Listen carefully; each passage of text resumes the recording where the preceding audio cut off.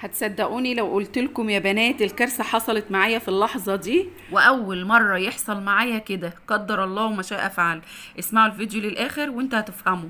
ادي العجينة بتاعتنا بعد ما خمرت، ملكوش دعوة ده احنا بنعمل قرص طرية فلاحي، قرص طرية تانية لسه ما بريتش. بصوا شايفين الجمال، شايفين الجمال. اللهم صل على النبي. بصوا بقى، خلينا في العجينة بتاعتنا. بسم الله الرحمن الرحيم.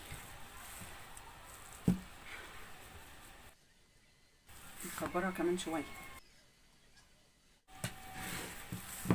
بنقطعها بقى بالشكل ده كده.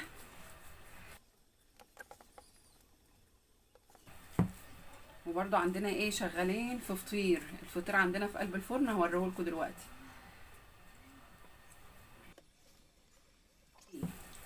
الكماج عايزه تعمليه كبير صغير براحتك زي ما انت عايزه.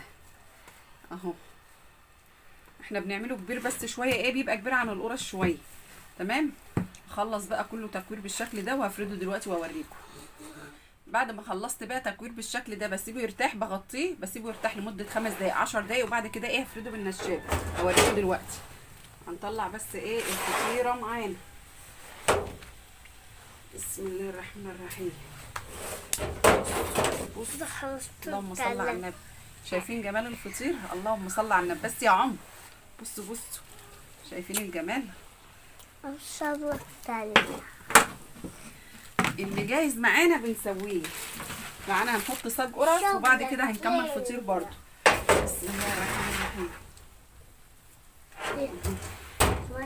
بصوا بقى الصاج معانا برد اهو. شايفين القرص دي؟ القرص الطريه الفلاحي. في فرق ما بينها وما بين الكماج. ده الكماج. تمام. بسم الله الرحمن الرحيم. 10 دقايق كده وبعد كده ايه. بسم الله الرحمن الرحيم. بسم الله الرحمن الرحيم. بسم الله ما شاء الله. بصوا بقى، هنجيب اللي ارتاح.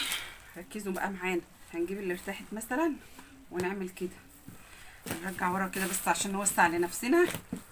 بسم الله الرحمن الرحيم. بسم الله. ونغطي كده برضه علشان ما يقشفش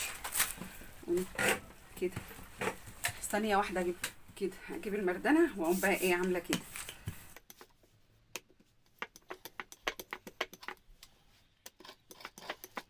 عايزين تخلوه طويل شكل بيضاوي براحتكم، طويل مدور بيضاوي اللي انتوا عايزينه ينفع.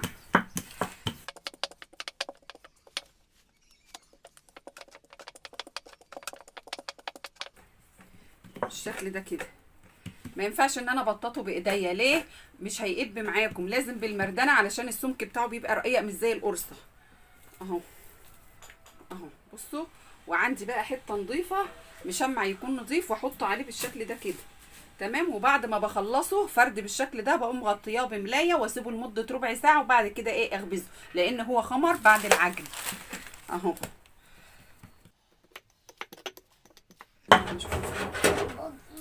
ندير الصاج بتاعنا واحنا شغالين. ندير الصاج واحنا شغالين. هات كنت نعمل كده بس. اهو الطريقه سهله خالص. السمك بتاعه بيكون رقيق كده.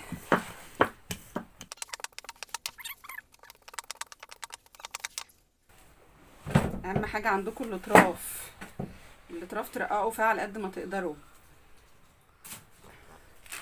تاني كده. ممكن ترشها على رشه دقيق بسيطه وتفردي علشان ما تلزقش منك، وعشان كمان ما تدوخكيش في الفرد.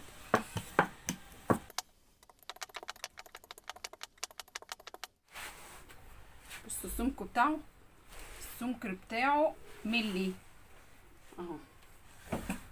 بعد ما بخلص الكميه كلها فرد واحطه على الصينيه واسيبه لمده 10 دقايق واغطيه، اقوم بقى ايه خبزاه. بس انا كنت مشغله ومولعه الفرن بحط فطير، وهطلع الفطيره دلوقتي وهوريكم. وده بدهن وشها قشطه، وهطلع اللي قبليها واقوم حاطه الفطيره بتاعتنا. شايفين؟ اللهم صل على النبي. احنا كنا شغالين اوردرات، بسم الله ما شاء الله، كانت الاوردرات دي كلها مسافره، فكنا شغالين من بدري قرص وفطير وكماج وكل اللي نفسكم فيه. شايفين القرص؟ في فرق طبعا ما بين الكماج والقرص. نصيحة لوجه الله، بلاش تخلوا الكماج بتاعكم كبير زي ما انا عملت كده. ليه؟